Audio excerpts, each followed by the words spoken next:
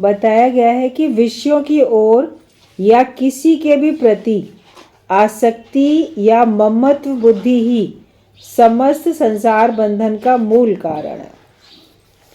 बंधन का मूल कारण हमारा मोह है, हमारी आसक्ति है। कहीं पर आसक्ति के कारण से जो अटकाव है, या ममत्व बुद्धि की मेरा है। मेरा होने से ही तो मोह होता है। या तो किसी के प्रति आकर्षण है, बाहर है, दूसरा है, लेकिन मेरा उसके प्रति आकर्षण है, वो हमें बांध लेगा। मेरा नहीं है तो ही बांध लेगा, क्योंकि अभी वो मेरा बना नहीं है, लेकिन मैं उसको अपना बनाना चाहता हूँ, तो मेरा आकर्षण है उसके प्रति। और एक है कि जो जिसमें मेरापन है, ये तो मेरा है, तो उसमें हमारी ममत्व बुद्धि हो जाती है। तो आकर्षण होता है किसी के प्रति भी, आसक्ति या ममत्व बुद्धि, वो ही संसार का बंधन का मूल कारण है। ज्ञानी लोग किसी को भी व्यक्तिगत रूप से प्रेम नहीं करते, और ना वे दूसरों को व्यक्तिगत रूप से अपने को प्रेम करना या अपने में आसक्त होने देना चाहते हैं। जो सच्चे ब्रह्मज्ञानी होंगे वो सबको प्रेम करेंगे, समान रूप से प्रेम करेंगे और आत्मिक भाव से प्रेम करेंगे। वो किसी को व्यक्तिगत रूप से प्रेम नहीं करेंगे कि बस जैसे संसार में होता है, मैं इसको प्रेम करता हूँ, तो व्यक्तिगत पर्सनल उसको वो प्रेम करता है कि हाँ बाकी सब भी मेरे हैं, सबसे मेरी अच्छी बनती है, लेकिन इसके प्रति मेरा प्रेम। स्कूल कॉलेज में, ऑफिस में, कहीं कहीं वर्क प्लेस पे साथ में बैठने वाले बहुत लोग होते हैं, सबके साथ मित्रता होती है, मगर मान लो किसी एक के साथ व्यक्तिगत प्रेम हो गया तो हंसेंगे बोलेंगे सबके साथ, लेकिन व्यक्तिगत प्रेम जिसके साथ होता है फिर उसी में मन अटका रहता है।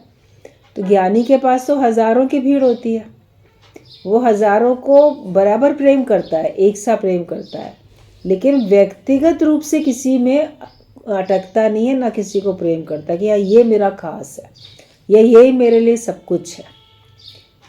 और ना ही वो किसी दूसरों को भी अपने प्रति व्यक्तिगत प्रेम करने देना चाहते हैं। मन अटकता है, ब्रह्मज्ञानियों में भी, गुरु में भी मन अटकता है, तो उस प्रेम को वो सर्व में कैसे बांटें, सर्व में कैसे फैला दें, ये वो कला जानते हैं और वो सबको वही बात सिखाते हैं। कभी जब तक गुरु से, ब्रह्मज्ञानी से प्रेम नहीं होगा तो कभी आपका मन ऐसे भटकेगा भी चारों तरफ, लेकिन वो प्रेम फिर सर्व में चला जाए, वो प्रेम फिर परमात्मा निराकार में चला जाए, देह से उठ के निराकार में चला जाए। तो जो भी सच्चे ज्ञानी होते हैं, ब्रह्मज्ञानी, वो किसी को भी व्यक्तिगत रूप से प्रेम नहीं करते। अगर कोई व्यक्तिगत रूप से किसी को प्रेम करने लगेगा तो उसमें अटक के गिरेगा। एक दृष्टांत बताया जाता है कि एक सन्यासी था, संत बना वो, तो सन्यासी बन के उसको भी गुरु ने कहा सब तरफ जाओ प्रवचन सुनाने के लिए, क्योंकि संत तो आप समान करेंगे, सबको भेजेंगे। तो जहाँ तहाँ जाता था सत्संग सुनाने के लिए, और बहुत अच्छा सुनाता था, सब लोग उसके प्रति आकर्षित होते थे। एक जगह पे गया तो वहाँ पे उसने प्रवचन करना शुरू किया, 3 दिन रुकना था उसको। तो वहाँ पर उसका प्रवचन सुनने के लिए एक लड़की भी आई, बड़े भाव से उसने सुना और सुन के ज्ञान अच्छा लगा, मगर उसको वो ज्ञान सुनाने वाला भी बड़ा अच्छा लगा। वो उसके प्रति उसका मन आसक्त हो गया लड़की का, और उसने अपना व्यक्त भी किया और बड़े भाव से सामने सुनती थी। तो वो उस सन्यासी का मन भी उसमें आकर्षित हो गया, कितनी अच्छे भाव से सुन रही है, कितना मुझे प्रेम कर रही है। तो वो उसको व्यक्तिगत रूप से अंदर से प्रेम करने लगा, वरना तो इतनी भीड़ है, सभी लोग को देख रहा है, मगर वो उसको व्यक्तिगत रूप से वो भी प्रेम करने लगा मन ही मन में। वो 3 दिन बीते, अब वो कहती है लड़की कि आप जाओ नहीं, अभी नहीं जाओ, यहीं पर ही सत्संग अभी और करो, और अगर तुम गए तो मैं कुएं में कूद के अपनी जान दे दूंगी। अब इसको बड़ा लगे कि नहीं जाना चाहता है, लेकिन सन्यासी है, उसने पहले से डिक्लेयर कर रखा है कि हम 3-3 दिन यहाँ फिर 3 वहाँ, ऐसे अलग अलग जगह रुकेंगे। और सन्यासियों को एक जगह बहुत देर तक रहना भी नहीं होता है, उनके सन्यास धर्म में मना है ज़्यादा देर एक जगह रुक के आप सत्संग नहीं करोगे या रहोगे नहीं। कारण ये होता है कि कहीं ना कहीं फिर आसक्ति ममता आएगी ज़्यादा दिन रुकने से, तो वो एक जगह बहुत दिन तक ठहरते भी नहीं है। अब वो कहे कि नहीं जाओ नहीं जाओ, बहुत उसको अलग से ज़िद करी उसने, ये बोला नहीं मेरा तो धर्म है, मुझे तो जाना है। अब वो जो लड़की थी वो कास्ट की अछूत थी, हरिजन, जो पहले ज़माने में अछूत भी बोले जाते थे, शूद्र जाति की थी वो लड़की। लेकिन संत के लिए तो सब बराबर होते हैं, ब्राह्मण क्षत्रिय वैश्य शूद्र सभी आके बैठते हैं। तो वो इतनी छोटी जाति की होने के बावजूद भी वो सत्संग तो सुनती थी और संत भी उसको पसंद करने लगा। अब ये कहने लगी मैं सच कह रही हूँ, तुम अगर चले गए तो मैं कुएं में कूद के जान दे दूँगी। ये नहीं, इसने नहीं सुना, इसको जाना था, ही चला गया। मगर दिमाग में उसके उस लड़की के वचन गूंजते रहे। अछूत कन्या जो थी वो ऐसे कह रही थी। अब जहाँ जहाँ वो आगे गया प्रवचन करने के लिए, किया तो उसने प्रवचन, लेकिन उसका मन उसी लड़की में लगा हुआ था। कहीं सचमुच में तो नहीं उसने आत्महत्या कर ली होगी, क्या है। तो वापस में वो फिर कुछ दिन के बाद वापस उसी गांव से लौटा। और वहाँ लौट के जब पहुँचा तो सबसे पहले उसने उसी लड़की के बारे में पूछा कि वो जो सत्संग में अछूत कन्या एक आके बैठती थी वो कहाँ है, उसे बुलाओ। तो गांव वालों ने कहा संत जी वो तो जिस दिन आप गए तो उसने उसी दिन कुएं में कूद के आत्महत्या कर ली। तो उस लड़की ने सचमुच में आत्महत्या कर ली थी, मर गई थी वो लड़की। अब जैसे इसने सुना, इसको इतना धक्का लगा, तो बस अछूत करने ये सोच के उसका दिमाग ही खराब हो गया, पागल हो गया वो। अब वो फिर संत जो है कहीं भी सन्यासी चला गया और बस सिर्फ यही बोले अछूत कन्या, क्योंकि उसका भी मन उसमें व्यक्तिगत रूप से आसक्त था। लड़की का तो था, उसका भी था। तो लड़की ने तो किया आत्महत्या और ये तो जीवित रहते हुए भी एक तरीके से पागल ही हो गया। तो ये होता है व्यक्तिगत रूप से किसी के प्रति प्रेम या आकर्षण का रिजल्ट, नतीजा। ब्रह्म ज्ञान में इसकी इजाज़त नहीं होती है। आप सर्व को प्रेम करो, व्यक्तिगत रूप से आप किसी को क्यों करो, या कोई तुमको व्यक्तिगत रूप से भी क्यों प्रेम करे। वो संसार में होता है। सांसारिक प्रेम और ईश्वरीय प्रेम में अंतर है। ये सात्विक प्रेम है, इसमें इंद्रियों के सुख की और विषयों की कोई आवश्यकता नहीं होती, ज़रूरत ही नहीं होती है। आप इसमें अधिकार भावना वरना रखने लग जाते हो। संसार में अधिकार भावना रखते हो, मेरा प्रेमी है, मेरा पति है, या मेरी पत्नी है, मेरी प्रेमिका है, किसी और की तरफ कैसे देख ले, किसी और की कैसे बन जाए। इसी बात में तो आप लोग समाज में देखते हो ना, कितने झगड़े होते हैं, कितने अपराध होते हैं। ज्ञान में ऐसा नहीं होता है।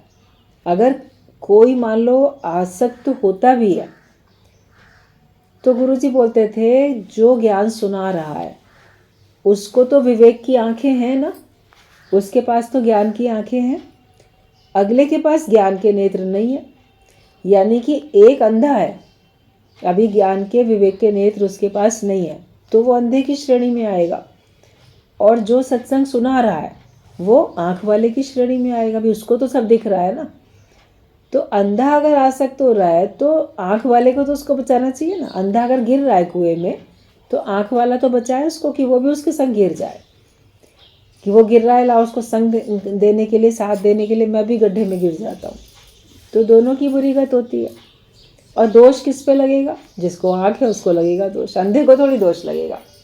तो जो शिष्य आते हैं सत्संग सुनते हैं उनको दोष नहीं लगता, लेकिन जो सुनाता है, जो गुरु माना जाता है, गुरु कहलाता है, उसको दोष लगेगा। तो अंदर से वो ब्रह्मज्ञानी भी बना नहीं है, इसीलिए उसका मन कहीं एक में अटक चुका है। तो हमें सबको इस बात से सावधानी रखनी चाहिए कि हमारा मन किसी एक में अटकने लगे तो बोलो ये मेरी मंजिल नहीं है। सब हैं, हर एक के अंदर कोई ना कला है, कोई गुण है, और सबको प्रेम करके ईश्वर तक पहुंचाओ। सबको प्रेम करके अपने तक नहीं अटका के रखो, लेकिन अपने अटकाव में तुम भी एक सीढ़ी हो, और तुम्हारा संग पाके अगला परमात्मा तक पहुंच जाए, उस ब्रह्म में टिक जाए, आत्मा में टिक जाए। वरना तो वो शरीर में टिका ना, फिर संसार वालों की देह में नहीं अटका तो तुम्हारी देह में अटक गया।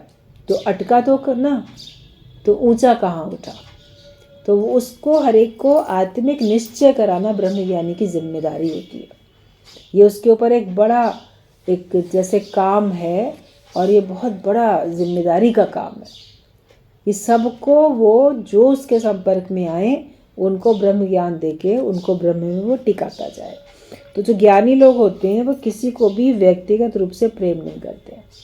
अगर आप व्यक्तिगत रूप से प्रेम करते हो तो ज्ञान और पक्का करो, अपने को और ब्रह्म में टिकाओ। बोलो नहीं, मुझे अटकना नहीं है और भटकना भी नहीं है, मन को भटकाना भी नहीं है, लेकिन मुझे इस दूसरे को भी अपने साथ लेके ऊंचा उठाना है। खुद भी उड़ो और दूसरे को भी आत्मा की उड़ान में लेके जाओ। और वो जो ब्रह्मज्ञानी होते हैं वो ना तो दूसरों को व्यक्तिगत रूप से अपने को प्रेम करना या अपने में आसक्त होने देना चाहते हैं। वो ये नहीं चाहते कि कोई उनको व्यक्तिगत रूप से प्रेम करे, शरीर मान के, नाम रूप मान के प्रेम करे, और वो ऐसा अपने में आसक्त होने नहीं देना चाहते हैं। स्वयं मुक्त हैं, इसलिए वे किसी को भी निज के प्रति माया मोह में नहीं फंसने देना चाहते हैं। जो सच्चे ब्रह्मज्ञानी होते हैं वो मुक्त स्वरूप होते हैं, इसलिए वो किसी को भी अपनी देह में फंसने नहीं देना चाहते हैं, अपने नाम रूप में अटकने नहीं देना चाहते हैं। अगर आप अपने को नाम रूप में खुद भी अटका के बैठे हुए, अपने को अपना नाम ही पक्का है, मेरा नाम हो, मेरा यश हो, मेरी कीर्ति हो, तुम खुद ही तो नाम रूप में अटके हो, अपने ही नाम रूप में अटके हो, तो तुमसे सुनने वाला भी तुम्हारे नाम रूप में अटकेगा या वो भी किसी न किसी के नाम रूप में फिर अटक जाएगा। तो ब्रह्मज्ञानी स्वयं मुक्त होते हैं, इसलिए वे किसी को भी निज के प्रति माया मोह में नहीं फंसने देना चाहते। वे अपनी आत्मा को, भगवान को सभी में देखते हैं, अतः समस्त जीवों पर उनका समान प्यार और स्नेह होता है। ब्रह्मज्ञानी ब्रह्म ही देखता है, सब जगह अपना आप करके देखता है, इसलिए वो किसी में अटकता नहीं है, और सारे समस्त जीवों पर उसका समान प्यार और समान स्नेह होता है। मनुष्यों के प्रति भी, पशु पक्षियों के प्रति भी, पेड़ पौधों के प्रति भी, सबके प्रति उसको समान प्यार होता है, सबको बराबर स्नेह करता है, और सबको वो अपना आत्मा ही करके देखता है। कृष्ण भगवान के पास गोपियाँ आई एक बार, कोई आयोजन था, कोई पूजा थी, थाल भर के बड़े 36 प्रकार के व्यंजन सब बना के पूजा करके उनको लेके आई भोजन कराने के लिए कि हम आपके लिए लाए हैं, आप भोजन करिए। भगवान ने कहा हम तो अभी भी खाना खा चुके, हमारा तो पेट पूरा भरा है, हम तो नहीं खा सकते। बोली अरे हम इतने भाव से लाए हैं आपके लिए पूजा करके। तो भगवान कृष्ण ने कहा कि देखो मैंने तो भोजन कर लिया है, और तुम जो हो यमुना पार दुर्वासा ऋषि बैठे हैं, ये भोजन का थाल उनके समक्ष ले जाओ, तुम उन्हें खिलाओ। बोली अच्छा ठीक है। जाने लगी तो देखा यमुना नदी जो थी बहुत ऊंचा थी, पानी उसका जैसे बाढ़ आई हुई थी, थोड़ा बहुत ऊपर था उफान पे। तो वैसे वहाँ पे उस जगह पे यमुना नदी ऐसे बहती थी कि उनकी कमर कमर तक पानी रहता था, पैदल पैदल पार करके चली जाती थी। तो बोले नदी में तो बहुत उफान है, ऊपर ऊंची उठ गई है, हम उसमें से कैसे पार हों। वापस आके कहने लगी कृष्ण भगवान से। तो भगवान कृष्ण ने गोपियों से कहा कि ऐसा करो, तुम यमुना नदी के पास जाओ, खड़ी हो, और उससे प्रार्थना करो कि हे यमुना माता, यमुना नदी, अगर कृष्ण भगवान ने आज दिन तक किसी एक भी स्त्री का मुख नहीं देखा है तो तुम नीचे हो जाओ, तो देखो वो रास्ता दे देंगी तुमको। ये लोग बड़ी हैरान हुई, रोज़ हमारे संग उठता बैठता है, रोज़ हमारे से नाचता गाता बातें करता है, अभी भी हम इसके सामने खड़ी हैं और ये कह रहे हैं कि मैंने आज दिन तक किसी स्त्री का मुख ही नहीं देखा है। कितना छलिया, कितना झूठा है। बोलिए अब होगा तो ये नहीं, नदी क्यों मानेगी इस बात को। तो आश्चर्य में पड़ी, कहती अच्छा चलो तुम्हारे कहने से ये भी जाके कह देते हैं। और सोचने लगी कहेंगे नदी को, वो तो नीचे होएगी नहीं, फिर आके इनको कहेंगे कि तुम ऐसे हो, झूठे हो। तो वो चली गई कि अगर कृष्ण भगवान ने आज तक किसी स्त्री का मुख नहीं देखा हो तो हे यमुना नदी तुम नीचे हो जाओ। तो देखा उसका पानी एकदम नीचा हो गया, उनके घुटनों तक आ गया पानी, पैरों तक। बड़ी हैरान हुई, हम लोगों के सामने रहते हैं और ये प्रकृति नदी भी इनकी बात मान रही है। इनके झूठ में नदी भी शामिल हो गई। बोली बाद में खबर लेंगे, अभी तो चलो चले। रास्ता मिल गया, वो पार लग गई पैदल पैदल चल के। वहाँ दुर्वासा ऋषि को उन्होंने प्रणाम किया और उनको समक्ष भोजन रखा, बताया सब कि हम पूजा की थी तो लाए हैं आपके लिए, आप इसको स्वीकार करो। तो दुर्वासा ऋषि ने उनकी थाली, भोजन की थाली को बड़े प्रेम से स्वीकार किया। फिर प्रेम से लाई है तो स्वीकार भी किया और उन्होंने बड़े प्रेम से सारा भोजन किया। उसमें हर तरह का स्वाद था, हर तरह की चीज़ें 36 प्रकार में सब बनी हुई थी कि खट्टा भी था तो मीठा भी था, नमकीन भी था तो तीखा, चरपरा भी था तो कड़वा, कसैला, सब हर प्रकार का था। बहुत अच्छा अच्छा भोजन था उसमें, सभी स्वाद थे उसमें तरह तरह के। और दुर्वासा ऋषि ने सभी को बड़ी प्रेम पूर्वक खाया। खा के उनकी थाली, जो उनके बर्तन थे जिसमें वो लेकर आई थी कटोरियाँ, थाली, वो खाने के बाद उन्होंने वापस ले ली, अपनी भी वापस कर दी। तो कि हम अपने बर्तन ले जा रहे हैं। जब वापस जाने लगी तो देखा नदी तो वापस ऊपर हो गई थी। वो तो भगवान के नाम पे, उन्होंने शर्त पे, कहने पे नीचे हुई थी, वह नदी वापस ऊपर। अब परेशान हुई अपने घर कैसे जाए। फिर पहुंची दुर्वासा ऋषि के पास, कहती है ऋषि जी नदी तो बड़ी ऊंची उठ रही है, हम लोग वापस कैसे जाएं, बड़ी परेशानी हो जाएगी, घर नहीं पहुंचेंगे तो उन्होंने कहा तुम आई कैसे थी, नदी तो पहले भी ऐसे ही होगी, तुम आई कैसे थी। तब सारी बात बताई कि कृष्ण भगवान ने कहा था कि हे यमुना नदी, अगर कृष्ण भगवान ने किसी स्त्री का मुख नहीं देखा हो आज दिन तक तो तुम नीची हो जाओ। तो वो नीची हो गई। अब हम क्या करें। बोले अच्छा भगवान ने ऐसे कहा था, चलो ठीक है, अब तुम जाओ यमुना नदी के पास और उसको बोलो कि हे यमुना नदी, अगर दुर्वासा ऋषि ने आज दिन तक एक भी अन्न का दाना नहीं खाया हो तो तुम नीची हो जाओ। अब ये और हैरान, हमारी थाली से सारा भोजन खाया, तरह तरह का 36 प्रकार का, पूरी कचौड़ी, ये वो सब कुछ, और कहते हैं आज दिन तक मैंने अन्न का एक भी दाना नहीं खाया। हमारे सामने तो अन्न खाया इतना सारा। ये अजीब बात है। अब दुर्वासा ऋषि तो बड़े क्रोधी कहे जाते थे, उनसे कुछ कहने का तो साहस उनको हुआ नहीं। सुन के बोली ठीक है, चली गई। और जब कहा यमुना नदी को कि हे यमुना नदी, दुर्वासा ऋषि ने आज दिन तक अगर अन्न का एक भी दाना न खाया हो तो आप नीचे हो जाओ, तो देखा नदी फिर नीचे हो गई। पानी बड़ा कम हो गया, उसमें घुटने तक पानी ऐसे चला आया, फिर पार लग गई। अब बड़ी असमंजस में पड़ी कि ये क्या लीला है, ये हमारे सामने झूठ बोल रहे हैं और नदी बात भी माने ले रही है, आखिर ऐसा क्यों है। फिर पहुंच गई भगवान कृष्ण के पास और तब रखी अपनी बात कि आप हमारे संग बैठते हो, हमको देखते हो रोज़, आपने ऐसे झूठ बोल दिया तो नदी ने क्यों मान लिया। और दुर्वासा ऋषि ने भी हमारे सामने हमारे दिया हुआ अन्न पूरा खा के, पकवान सारे खा के, और वो झूठ बोल दिया तो नदी ने मान लिया। ऐसा क्यों हो रहा है, तब रहस्य क्या है। तब भगवान कृष्ण ने कहा कि देखो, तुम अपने को स्त्री समझती हो, सारी दुनिया तुमको स्त्री समझती हो, तुमको इस तरह शरीर मिला हुआ इसलिए, लेकिन मैं तुमको प्रेम करता हूँ, मैं तुमको देखता हूँ, तो मैंने आज दिन तुमको स्त्री करके देखा ही नहीं। तुम ही लोग स्त्री और पुरुष देख रहे हो, हमने कभी स्त्री करके नहीं देखा। मैंने तुमको हमेशा अपनी निज प्रिय आत्मा करके देखा है। मैं तुमको अपना रूप करके देखता हूँ, तुम लोग के संग बैठता हूँ, उठता बैठता हूँ, खाना पीना, माखन चोरी, नाचना गाना, रास लीला, ये वो, कपड़े चोरी, जो भी कुछ लीलाएं होती हैं, दूसरा जान के मैं नहीं करता। मैं तो तुमको हमेशा आज दिन तक अपनी प्रिय आत्मा ही करके देखता हूँ, तुम मेरा ही रूप हो, ये मैं इस रूप में तुमको देखता हूँ। तो ये सच है। जैसे इस बात में उनको ज्ञान समझाया भगवान कृष्ण ने, गोपियों को भी रहस्य बताया।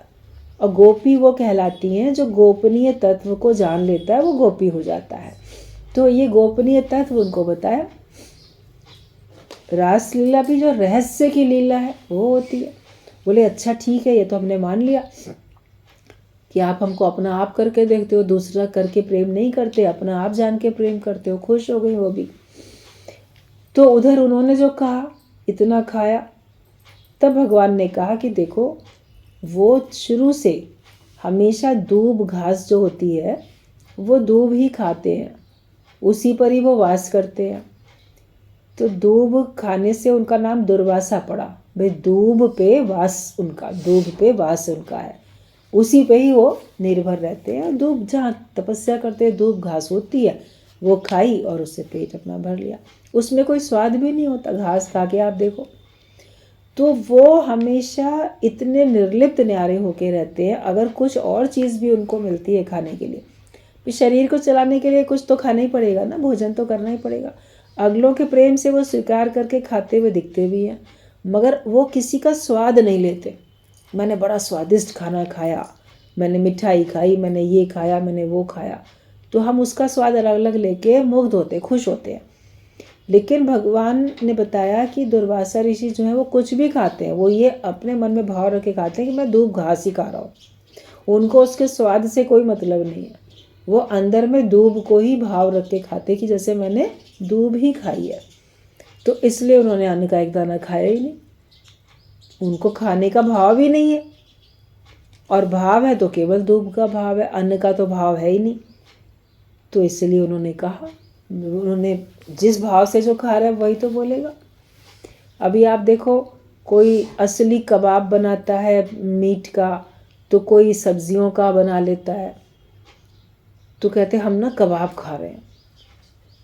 तो जो ऐसे शेप तो वही है, तो उसका कभी लोग लौकी का, किसी और चीज़ का भी कुछ कुछ ऐसे आइटम बनाते हैं, फिर कह देते हैं कि हम वो खा रहे हैं। तो वो वेजिटेरियन चीज़ खाने पर भी भाव तो नॉन वेज का ही रखते हैं। गुरुजी बोलते थे तुमने भाव से तो नॉन वेज ही खा लिया ना। कभी किसी और चीज़ में आपने देखा होगा, कोई ऐसा कटलेट कोई ऐसी बनाएंगे, फिर उसमें वो लकड़ी की कोई चम्मच हड्डी वगैरह बनाने के लिए, जैसे आप मटन मीट खा रहे हो, चिकन खा रहे हो, उस तरह का बना के, शेप वैसा बना के, नाम भी वही रख के। होती सब शाकाहारी चीज़ें हैं। अरे तुम शाकाहारी को भी मांसाहारी के रूप में बना के खा रहे हो, तो स्वाद तो तुमने वही ले लिया ना। तो तुमने सचमुच का खाया या उसी भाव से इसको खाया, तो बात तो एक बराबर हो गई। गुरु जी यही बात बोलते थे। तो ये कि जो जिस भाव से जो चीज़ खाता है उसको वही चीज़ अंदर में महसूस हो जाती है कि हाँ मैंने ये खाया। तो दुर्वासा ऋषि तो केवल दूब को ही खाते थे, तो इसके लिए उन्होंने ये बात बोली। तो ये सब रहस्य जो था ये उसको समझाया। तब गोपियों ने जान लिया कि वाकई ब्रह्म ज्ञानियों की लीलाएं हम साधारण मनुष्य नहीं जान सकते हैं। उनकी लीलाएं अजब होती हैं। बाहर से वो क्या करते हैं, अंदर से वो क्या है, उनकी कौन सी स्थिति है, तो वो कोई जब उनके रहस्य को जानेगा तभी समझ पाएगा ना, वरना ऐसे देख के कहाँ समझेगा। देख के तो उनको सब गलत ही गलत लगेगा। तो जो ब्रह्मज्ञानी होता है वो सबको अपनी प्रिय आत्मा करके देखता है। वो दूसरा देख के प्रेम नहीं करता। आप लोग दूसरा देख के प्रेम करते हो, और उसका प्रेम का अनोखा अंदाज है, वो अपना आप करके दे। उसको इतनी जैसे कि फिक्र होती है, जैसे आपको अपनी फिक्र होती है ना, मैं बीमार हूँ तो मैं अपने इलाज करूँ, मुझे भूख लगी है तो मैं खाऊँ, मैं अपने को आराम दिलाऊँ, मैं अपने को बचाऊँ। जैसे आप अपनी स्वयं की फिक्र करते हो, तो ऐसे ब्रह्मज्ञानी सबको अपना जान के उनकी फिक्र करते कि ये मुक्त हो जाए, ये बंधन में ना रहें, ये मुक्त हो जाए। तो वो अपनी आत्मा को, भगवान को सभी में देखते हैं कि सब में भगवान है या सब में मेरा अपना आप है। अतः समस्त जीवों पर उनका समान प्यार और स्नेह होता है। सारे जीवों पे उनका समान प्यार है। अपने अंदर देख के झांक के देखो, सबको बराबर प्रेम करते हो, किसी को कम या ज़्यादा करते हो। कम ज़्यादा करते हो तो आप अभी ब्रह्मज्ञानी नहीं हो। दृष्टि में आपके सब एक बराबर होने चाहिए। सबके लिए उतना ही दया, उतना ही करुणा, उतना ही अपनेपन का भाव होना चाहिए, उतना ही दूसरे को कष्ट से बचाने का भाव होना चाहिए और ऊंचा उठाने का भाव होना चाहिए। उनके प्रेम में देह और इंद्रियों का कोई संबंध नहीं है। काम गंध नहीं है। जो ब्रह्म ज्ञानियों का प्रेम होता है उनमें देह का और इंद्रियों का कोई संबंध नहीं होता, और कामना की काम की गंध नहीं होती। वो किसी सेक्स में नहीं पड़ते, किसी कामना में नहीं पड़ते, वासना में नहीं पड़ते। उनके प्रेम में वो भाव होता ही नहीं है। उनके प्रेम में शुद्ध भाव होता है। इंद्रियों का और देह का कहीं पे भी संबंध उनके प्रेम में, ब्रह्म ज्ञानियों के प्रेम में नहीं होता। अगर आपके किसी प्रेम में ऐसा संबंध है तो आप ब्रह्म ज्ञानी नहीं हो। ब्रह्म ज्ञानी होने के लिए आपको देह और इंद्रियों से ऊंचा उठ के प्रेम करना पड़ेगा। भाव भी नहीं होना चाहिए। कामना से, वासना से किसी को टच भी नहीं करो। कामना वासना से किसी को गले भी नहीं लगाओ। रस ले रहे हो, दूसरे को शरीर का रस दे रहे हो, ये चीज़ अगर है तो ब्रह्मज्ञानी नहीं हो। आपको ब्रह्मज्ञानी होने के लिए उपराम होना पड़ेगा। सबको प्रिय आत्मा समझना है, और जो प्रेम है वो आत्मिक है, उसमें देह का प्रेम कतई भी शामिल नहीं है। तो उनके प्रेम में देह और इंद्रियों का कोई संबंध नहीं, काम गंध नहीं। ज्ञानी ही प्रकृति प्रेमी होता है और प्रकृति प्रेमी ही ज्ञानी होता है। एक ज्ञानी ही है जो प्राकृतिक और प्रकृति का प्रेम करने वाला होता है। अभी आपको, हमको देश से प्रेम है, हमको ना ये नदी से, झरने से, हमको इस मौसम से, इससे प्रेम है, तो उसमें कोई कामना की गंध थोड़ी है। ब्रह्मज्ञानी सबको आत्मा जान के प्रेम करता है, और वो ही सच्चा प्रेमी होता है। यही प्रेम, शुद्ध प्रेम जो है, यही सच्चा प्रेम है, और यही प्रेम परमात्मा का रूप है। जो लव इज़ गॉड कोटेशन आप लोग पढ़ते, सुनते, बोलते रहते हो, तो कौन सा लव है जो गॉड के बराबर है? अभी वैलेंटाइन डे पे आके तो लोग कितने लव के बारे में क्या क्या सब, लड़का लड़की, पति पत्नी, सब आपस में एक ही प्रेम को समझते हैं। वही प्रेम है। तो निराकार का प्रेम, शाश्वत प्रेम, आत्मिक प्रेम तो कोई समझता ही नहीं, वो गुरु समझाता है। तो वो प्रेम बोलते भी हैं कि हम बड़े प्रेमी हैं, मगर फिर भी वो प्रेम नहीं है। उसमें कामना वासना है, मोह है, आसक्ति है, इच्छा है, कहीं ना कहीं उसमें विकार हैं। लेकिन ज्ञानी का प्रेम शुद्ध है, निर्विकारी प्रेम है। किसी विषयों के द्वारा नहीं, किसी विकारों के द्वारा नहीं, वो आत्मिक भगवत भाव से प्रेम करता है। ब्रह्मज्ञानी अपना आप जान के प्रेम करता है, उसका प्रेम बहुत ऊंचा है, बहुत शुद्ध है, और वो प्रेम परमात्मा का रूप होता है। और उसी प्रेम में हमारा देह अध्यास गुम हो जाता है। कहा जाता है पीवत प्रेम बिसर गई काया। प्रेम का प्याला पिया तो हमको अपनी काया भूल गई। तो कौन से प्रेम का प्याला पियोगे जो काया, देह भूलेगी? अगर आप वासना वाला, दूसरा वाला प्रेम करते हो तो काया तो याद आती है ना, शरीर याद आता है। अपने शरीर को और सजाएं, संवारें, सुगंधित करें, ये करें वो करें, क्योंकि शरीर से ही प्रेम हो रहा है। तो वो प्रेम पाके आपकी काया कहाँ भूल रही है? गुरु का प्रेम पाके ही तो काया भूलती है। तभी तो आपको अपना शरीर भूल जाता है, आप देह से ऊंचे उठ जाते हो। तो ये निष्काम, ये सच्चा प्रेम है, और वही ज्ञानी ही सच्चा प्रेमी होता है। बाकी लोग प्रेमी नहीं होते हैं, वो मोह वाले होते हैं, आसक्त वाले होते हैं। तो ये प्रेम चीज़ क्या है, मैंने नहीं था जाना, और तेरा जो प्रेम पाया तब से है प्रेम जाना। गुरु हमको प्रेम करना सिखाता है, प्रेम के बारे में बताता है, वरना ये शब्द लोगों ने बचपन से सुना है और इसको कहीं ना कहीं पे अधूरा अधूरा समझा है। पूरा तो फिर ब्रह्मज्ञानी गुरु ही समझाते हैं। त्याग, प्रेम और पवित्रता भगवत प्राप्ति के उपाय हैं। अगर आप भगवान की प्राप्ति चाहते हो तो आपको त्याग भावना में रहना पड़ेगा। सन्यासी त्याग करके चले जाते हैं, घर छोड़ के जाते हैं। तो आपने घर छोड़ा, बाल बच्चे छोड़े, पत्नी को छोड़ा, लेकिन वो सच्चा त्याग नहीं है, क्योंकि आपने अपने देह अध्यास को नहीं छोड़ा। और जहाँ रहो वहाँ त्याग भावना से अगर रहते हो तो आप त्यागी हो गए, वरना छोड़ के तो चले गए और वहाँ पहुँच के याद करते रहते हो, मैंने ये छोड़ा, मैंने वो छोड़ा, इतना छोड़ दिया, आज वो चीज़ें होती तो काम में आती, मैं बेकार छोड़ के चला आया। या वहाँ फिर दोबारा वो साधन जुटाने लग जाओ, तो त्याग करना क्या हुआ? त्याग मतलब कि मेरा कुछ भी नहीं है और मैं कहीं पे भी बंधन में नहीं हूँ, कहीं पर भी मैं अटका हुआ नहीं हूँ, वो त्याग है। और त्याग भावना में रहो, मतलब जहाँ जिनके बीच में बैठे भी हो उनको मेरा समझ के नहीं बैठो, उनको भगवान का ही जान के और उपराम होके बैठो। और प्रेम और पवित्रता, प्रेम हो सबके लिए एक अच्छी भावना हो, सबकी उन्नति की भावना हो और सब में भगवान की भावना हो, और पवित्रता होनी चाहिए, उसमें किसी प्रकार की भी मलिनता नहीं हो।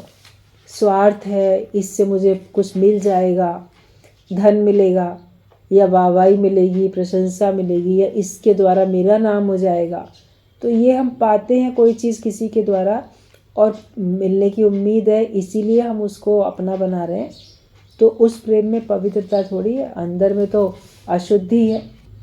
तो बिल्कुल शुद्ध पवित्र भाव जो होता है वही भगवान की प्राप्ति का उपाय होता है।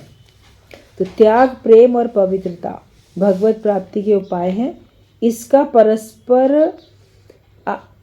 अंगी संबंध है, मतलब इनका आपस में संबंध है। प्रेम, त्याग और पवित्रता परस्पर एक होने पर दूसरे दो भी अवश्य होते हैं, मतलब इनका ऐसा संबंध है जैसे हमारे सारे शरीर के अंग हैं, तो अलग अलग होते हुए भी तो एक है ना। हाथ हमारे अलग हैं दोनों, तो भी हाथ हैं। एक हाथ में अंगूठा और उंगलियां अलग अलग है, तो भी तो अंग जुड़े हैं ना, वो तो भी तो एक ही माना जाएगा ना। पूरा शरीर ऐसे ही एक माना जाएगा। तो जैसे अंग अलग अलग होते हुए भी एक ही कहलाते हैं, तो ऐसे ही त्याग, प्रेम और पवित्रता तीन होते हुए भी एक होते हैं। जहाँ सच्चा त्याग करोगे तो वहाँ पे सच्चा प्रेम भी आएगा और पवित्रता भी आएगी। जहाँ सच्चा प्रेम करोगे तो प्रेम में त्याग भावना भी आएगी और पवित्रता भी आएगी। यह पवित्र भाव अपने अंदर में रख लिया तो आपके पास प्रेम भी पनपेगा और त्याग भावना भी रहेगी। तीनों में से कोई एक चीज़ भी आप पकड़ के उसी को बढ़ाओगे तो बाकी दोनों तो वहाँ रहेंगी ही रहेंगी, कि एक के होने पर दूसरे दो भी अवश्य होते हैं। सब विषय वासनाओं से वितृष्णा, सब जीवों के प्रति प्रेम और आत्मीयता का बोध, और अंतर बहिर मनसा वाचा कर्मणा पवित्र हुए बिना प्रेम स्वरूप, पवित्रता स्वरूप परमेश्वर को प्राप्त नहीं किया जा सकता है। कि जब तक आपके मन में सारी विषय वासनाओं के प्रति जैसे कि अलगाव नहीं हो जाएगा। एक होती है तृष्णा, मन अटकता है, एक उसका विपरीत है विलोम, वितृष्णा, मतलब कि बिल्कुल एक निरासक्त भाव, घृणा का चाहे भाव, अलग भाव कि वो मुझे चाहिए ही नहीं। वो जब तक भाव नहीं होगा विषय वासनाओं के प्रति, वो हो कि हमें उससे जैसे बिल्कुल अलगाव है और घृणा है। और सब जीवों के प्रति प्रेम और आत्मीयता का बोध, जितने भी जीव हैं सबके प्रति प्रेम है, सबके प्रति आत्मीयता का, अपनेपन का बोध होता है। और अंदर बाहर से मन वाचा कर्म पवित्र हुए बिना, बाहर से भी पवित्र जीवन आपका दिखे और अंदर मन से भी आपका पवित्र जीवन दिखे। कभी बाहर से आप फंसे हुए दिखते हो, कहते नहीं अंदर से तो हम निर्लेप आ रहे हैं, हम बाहर से ना लीला कर रहे हैं ऊपर ऊपर से, ये भी ठगी करते हो अपने से भी दूसरे से भी। तो बाहर से भी पवित्र रहो और अंदर मन से भी। कोई लोग बाहर से बड़े पवित्र दिखेंगे, अंदर मन से पता नहीं क्या क्या सोचते रहते।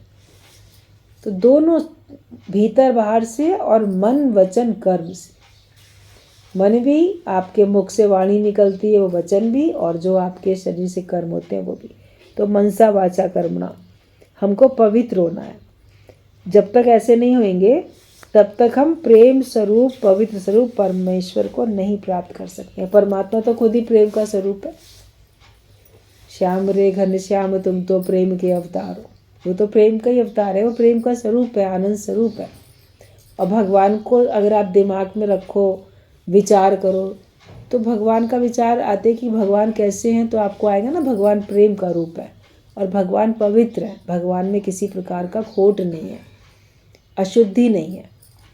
तो हमको भी भगवान को प्राप्त करने के लिए उतना पवित्र और प्रेम में होना पड़ेगा। अगर अशुद्धि होगी, खोट होगा, तो ईश्वर से हम नहीं मिल सकते हैं, कि उसके बिना परमेश्वर को प्राप्त किया ही नहीं जा सकता। अंतःकरण में पवित्र विचारधारा अविरत बहती रहे, लगातार हमारे अंतःकरण में एक पवित्र विचार की धारा, जो भी विचार उठते हैं वो पवित्र होने चाहिए। दुश्मनी के ख्याल, क्रोध के ख्याल, ऐसे ख्याल वैसे ख्याल वो हमारे अंदर में नहीं होने चाहिए। पवित्र ख्याल हो, अशुद्ध ख्याल नहीं करो, किसी प्रकार का अशुद्ध ख्याल नहीं करो। तो वो धारा, पवित्र धारा विचारों की लगातार बहती रहे। इसका प्रयत्न करने से कुचिंता, कुप्रवृत्ति सब दूर भाग जाती है। जब आप इसका अभ्यास करते हो कि पवित्र भाव मेरे अंदर बहता रहे, तो किसी प्रकार की बुरी चिंताएं भी नहीं आएंगी, बुरी प्रवृत्तियां भी नहीं आएंगी, सब चली जाएगी। चरित्र और मन ऐसे ढल जाते हैं कि उनके द्वारा कोई कुकर्म, कुचिंता, द्वेष, हिंसा आदि संभव नहीं होते। जब आप हर समय पवित्र भाव रखते हो तो फिर आपके अंदर में तो पवित्रता आई गई, फिर सब अशुद्धि दूर हो जाती है और आपका चरित्र भी अच्छा बन जाता है और आपका मन भी अच्छा बन जाता है। फिर किसी प्रकार के द्वेष के, हिंसा के, ईर्ष्या के, बदले के, किसी प्रकार के गलत भाव मन में आते ही नहीं है। ऐसे व्यक्तियों के भीतर से एक तेज और शक्ति का प्रकाश होता है कि उनके संपर्क में आने वाला असाधु भी साधु हो जाता है। जब आपकी स्थिति ऐसी बन जाती है जैसी बताई गई, तो फिर आपके अंदर ही एक ऐसा तेज और शक्ति भर जाएगी कि आपके संपर्क में जो साधारण लोग आएंगे वो भी संत बनते चले जाएंगे। मतलब उनको भी ज्ञान अच्छा लगने लगेगा, वो भी आपके रास्ते पे चल पड़ेंगे। जब आप खुद ऐसे बनोगे तब कि उनके संपर्क में आने वाला असाधु, जो साधु नहीं है, वो भी साधु हो जाता है। नास्तिक भी भगवत भक्त हो जाता है और संसार के तापों से परितप्त पुरुष शांति का अधिकारी हो जाता है। जो संसार के तापों में तप रहे हैं मनुष्य, उनको भी शांति मिल जाती है। नास्तिक भी भगवान को मानने लग जाते हैं और ज्ञान की राह पे चलने लग जाते हैं। सब लोग ये कहते हैं कि कोई हमसे सुनता नहीं, कोई हमारी समझता नहीं। तो आज कारण समझ लो कि तुम खुद अभी उतने पक्के, जैसे चाहता है गुरु, जैसे ब्रह्म ज्ञान में बताया जाता है, जैसे शास्त्रों में निर्देश है, वैसे तुम्हारा जीवन अभी बना नहीं है। इसीलिए लोग आपसे नहीं सुन रहे हैं। तो आप पहले अपने को ढालो, अपने को उस तरह से बनाओ, फिर जो सुनने के अधिकारी होंगे वो आपको अपने आप मिलते चले जाएंगे और आप उनके साथ ज्ञान की चर्चा में अपना जीवन जो है अच्छे तरीके से ज्ञानवान होकर बिता सकोगे। बनना अपने को स्वयं को ब्रह्मज्ञानी।